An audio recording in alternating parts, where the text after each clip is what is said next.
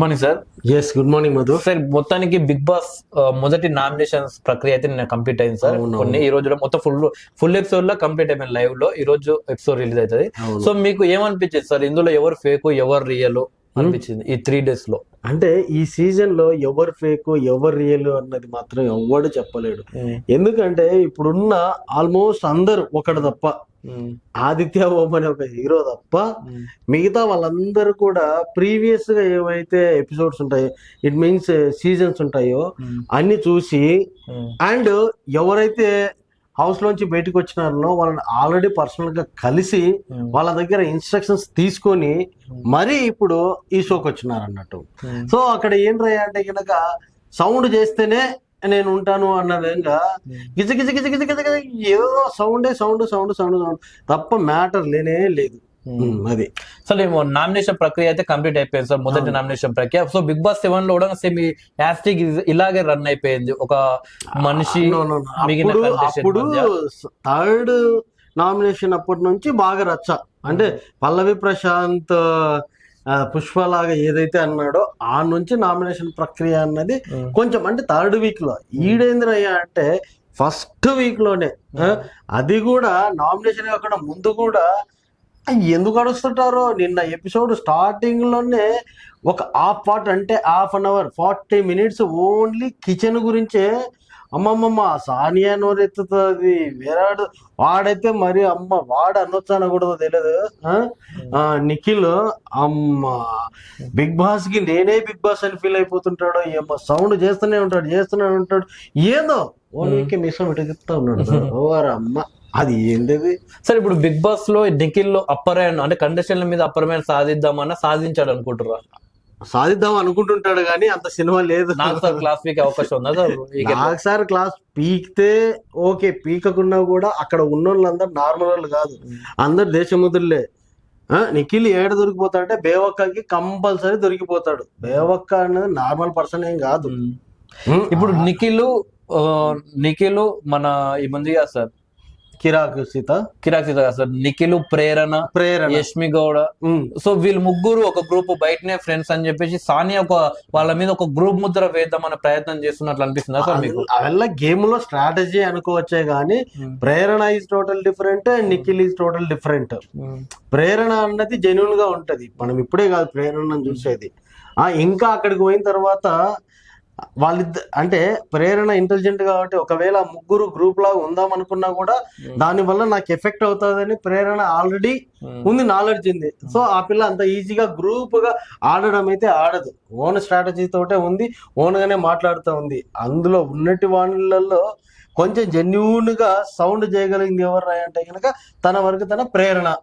ఇప్పటి వరకు సానియా వచ్చేసి సానియా వర్సెస్ శేఖర్ భాష ఒక ఆర్గ్యుమెంట్ జరిగింది, సానియా వర్సెస్ నిఖిల్ ఆర్గ్యుమెంట్ జరిగింది, అలాగే ఈమె మన నైనికాతో ఆర్గ్యుమెంట్ జరిగింది సార్. బట్ నామినేషన్స్ లో ప్రేరణతో జరిగిన ఆర్గ్యుమెంట్ లో ప్రేరణ అసలు క్యూట్ లుక్స్ ఇస్తూ మాట్లాడుతూ ఆమె లాంగ్వేజ్ బాడీ లాంగ్వేజ్ ఇక్కడ ఏంట్రా అంటే కనుక సానియాకు పెద్ద దండం పెట్టచ్చు. ఎందుకంటే ఈమెకి సౌండ్ ఉంది, నాలెడ్జ్ ఉంది, కరెక్ట్ పాయింట్ లో మాట్లాడుతుంది సానియా, అన్ని మాట్లాడుతుంది. ఎన్ని మాట్లాడినా కూడా ఎదుటి వాడు చెప్పేది వినాలి.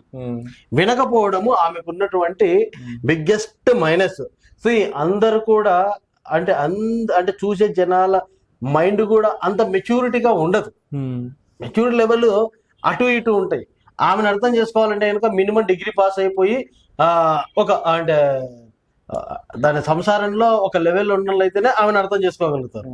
నార్మల్ గా చూసే వాళ్ళు స్టూడెంట్స్ వాళ్ళు ఆమెను అర్థం చేసుకోకపోగా ఆమెకు మొత్తం నెగిటివ్ నే ప్రొటెక్ట్ అవుతుంది. ఎందుకు చెప్తున్నానంటే ఆమె మాట్లాడే పాయింట్లు కరెక్ట్గానే ఉన్నాయి, లేవనెత్తే ఒక సిచ్యువేషన్ కూడా బాగానే ఉంటది. కానీ ఎదుటివాడిని మాట్లాడనీయకుండా నేను అప్పర్గా ఉంటేనే ఏదైనా మగాని ఆ తప్పు కానీ రైట్ కానీ నేను సౌండ్ చేయాలి, లొల్లి పెట్టాలి, ఎదుటివాడు చెప్పి వినకూడదు అన్నటువంటి ఒక క్యారెక్టర్ మార్చుకుంటే బాగుంటది. ఈ 3 days మీరు గమనిస్తే ప్రజెంట్ ఈ రోజు వరకు ఎవరు ఎలిమినేట్ అవుతారు అనుకుంటారు? ఈ 6 మందిలో ఎలిమినేట్ అవడానికి ఛాన్సెస్ ఇద్దరే, పృథ్వీ ఉన్నాడు అండ్ మణికంఠ ఉన్నాడు. సో మణికంఠ అయ్యే ఛాన్సెస్ లేదు. ఎందుకు లేదు అని నేను చెప్తున్నాను అంటే గనక లాస్ట్ సీజన్ లో మన పల్లవి ప్రశాంత్ ఏ విధంగా అయితే ఉన్నాడో ఈసారి ఆ అబ్బాయి కూడా కొంచెం అంటే ముందు డిస్ట్రాక్ట్ అవుతారు ఎవరైనా కూడా. సో కష్టపడి వచ్చినాడు, అన్నీ వచ్చినాడు, సెంటిమెంట్లు ఉన్నాయి, అన్నీ ఉన్నాయి, ఒక డిఫరెంట్ క్యారెక్టర్ తోటి బిగ్ బాస్ హౌస్ లో ఉన్నాడు. అంటే ఎవరికి లేనటువంటి ఆ ఫాదర్ లేడు, రెండో మదర్ని చేసుకున్నాడు, ఆ మదర్ని ఈ అబ్బాయి యాక్సెప్ట్ చేయలేదు, వాటన్నింటిని పక్కన పెట్టేసి ఎంతో వచ్చినాడు. బట్ అదెల్లా కూడా ఇక్కడ ఒక సెంటిమెంటల్ గా ముందుకు పోవాలి అంటే కనుక ఎంతవరకు యాక్సెప్ట్ చేస్తారు జనాలు అన్నది అది వేరే విషయం. బట్ సెంటిమెంట్ ని కూడా యాక్సెప్ట్ చేసే జనాలు లేకపోలేరు, చాలా మంది అయితే ఉన్నారు. సో కానీ అవన్నీ కూడా ఇక్కడ పనికిరావు. ఎందుకంటే కనుక అబ్బాయి కొంచెం అడ్వాంటేజ్ తీసుకొని ప్రతి దాంట్లో దూరుతా ఉన్నాడు, ప్రతి దానికి ఎక్స్ప్లెనేషన్ ఎక్కువ అయిపోయింది. తనకే మొత్తం సబ్జెక్ట్ అంటే లైఫ్ జర్నీ సబ్జెక్ట్ మొత్తం నాకే తెలుసు, నేను మాట్లాడుకున్నదే కరెక్ట్ అన్నట్టే పోర్ట్రేట్ చేస్తా ఉన్నాడు. అది కరెక్ట్ కాదు. శేఖర్ భాష గురించి ఏమంటారు సార్? శేఖర్ భాష గురించి బిగ్ బాస్ కావాలని ఎక్కువ చూపెట్టట్లేదు అనుకుంటాను. బట్ వచ్చినప్పటి నుంచి కూడా కంటెంట్ అయితే ఇస్తా ఉన్నాడు, మంచి కంటెంట్ ఇస్తా ఉన్నాడు. అంటే ఛాన్స్ దొరికినప్పుడల్లా ఛాన్స్ తీసుకొని మరి కంటెంట్ అయితే రేజ్ చేస్తా ఉన్నాడు. అండ్ నామినేషన్ అప్పుడు కూడా మంచి మంచి పాయింట్లు తన ఇంటెలిజెన్స్ అయితే కనుక బాగా బయటికి అయితే పెడతా ఉన్నాడు. ఏది ఏమైనా కూడా టాప్ 5 లో మణికంఠ ఉంటాడు, సానియా ఉంటది, అట్ ద సేమ్ టైమ్ ఇంకొకరు విష్ణుప్రియ కూడా మేబీ ఉండొచ్చు, నైనిక కంపల్సరీ ఉంటుంది. మనం మామూలుగా అనుకోలేదు. నేనేమనుకున్నానంటే ఆ ఉన్న వాళ్ళల్లో నైనిక చాలా చిన్నపిల్ల, అందరు ఈ పిల్లని ఏడిపిస్తారు, అందరు ఈ అమ్మాయి తోటి పనులు చెప్పించుకొని కొంచెం అట్లా వెళ్ళిపోతారు, ఈ పిల్ల మీదనే సెంటిమెంట్ పెట్టుకొని వాళ్ళు దాన్ని గెయిన్ అవుతారని నేను అనుకున్నా. కానీ నైనిక మామూలు ఏం లేదు, ఫుల్ సౌండ్. అంతేలేండి, ఇప్పుడు ఎన్నో కష్టాలు పడి పైకి వచ్చింది కాబట్టి కష్టాల నుంచి ఏ జరిగితే ఏమైనా కానీ అన్నట్టు టక్కా ఫైట్ ఇస్తా ఉంది. అక్కడ పెద్దవాళ్ళైనా కూడా వాళ్ళందరూ కూడా టక్కా ఫైట్ అయితే ఇస్తా ఉంది. వైల్డ్ కార్డ్ ఎంట్రీ ఎప్పుడు ఉంటారు సార్? అయిపోయి ఫస్ట్ వీక్ అయిపోగానే కంపల్సరీ వైల్డ్ కార్డ్ ఎంట్రీ ఉంటుంది. విష్ణుప్రియ ఫ్రెండ్ నీతు చౌదరి అయితే కంపల్సరీ వస్తుంది. వచ్చినాక మామూలుగా ఉండదు, రచ్చ. సో అందుకే నీతు ఇప్పుడు బయట ఎక్కడ కనపడట్లేదు, ఆల్రెడీ లోపలికి వెళ్ళింటారు కానీ బయట ఎక్కడో దగ్గర ఉంటారు. 1 వీక్ వాళ్ళకి ఫ్రీగా ఫుడ్ పెట్టి ఫ్రీగా ఎంజాయ్ చేస్తూ ఈ ఎపిసోడ్ మొత్తం కూడా చూసేలాగా ఉంటుంది అన్నట్టు. కంపల్సరీ నీతు చౌదరి అయితే వస్తుంది. వచ్చిన తర్వాత విష్ణుప్రియ వీళ్ళిద్దరు ఒకటైపోతారు. ఒకటైపోయిన తర్వాత ఎదుటి వాళ్ళకి చుక్కలు చూపిస్తారు, టక్కా ఫైట్ అయితే ఇస్తుంది అన్నదే నా ఒపీనియన్. ఫైనల్ గా బిగ్ బాస్ వ్యూవర్స్ కి ఓటింగ్స్ గురించి ఏం చెప్పాలనుకుంటున్నారు? సో ఇప్పుడు వరకు ఓట్ బ్యాంకింగ్ అదే మనం మాట్లాడుకుంటే ఓట్ బ్యాంకింగ్ అన్నది అందరికి కూడా ఈక్వల్ గా ఉంది, ఎవరికి ఎక్కువ ఎవరికి తక్కువ అన్నది అయితే లేనే లేదు. ఇప్పుడే మనం ఓటింగ్ గురించి మాట్లాడుకోవడం కరెక్ట్ కాదు. ఎందుకంటే ఇప్పుడు వచ్చిన అది అసలు ఓటింగ్ గురించి అంటే ఎలాంటి వాళ్ళకు ఓట్ వేయాలనుకుంటారు మీరు? అంటే ఇప్పుడు ఎమోషనల్ గా అది చేస్తున్న వాళ్ళకు ఓట్ వేయాలా, లేకపోతే తెలివైన వాళ్ళకి వేయాలి. ఇంట్లో ఎవరు తెలివిగా ఆడుతున్నారు అన్నది, తెలివిగా ఆడుతున్నా బేవక్క ఒకటి ఆడుతున్నారు, అండ్ ఆదిత్య ఓం ఒకటి మంచిగానే ఆడుతున్నారు. సో ఇలాంటి వాళ్ళకి మనం ఓట్లు వేస్తే ఇంకా బాగుంటుంది. సో ఈ నిఖిల్ తీసుకున్నట్లయితే కనుక మంచిగా ఉన్నాడు, బాడీ ఉంది, తెలివి ఉంది, అన్ని ఉంది. విష్ణుప్రియ యాక్చువల్లీ ఈసారి విష్ణుప్రియ చాలా తక్కువ చూపిస్తున్నారు. ఈ రోజు ఉంటది అనుకుంటున్నా సార్. ఈ రోజు ఉంటదా?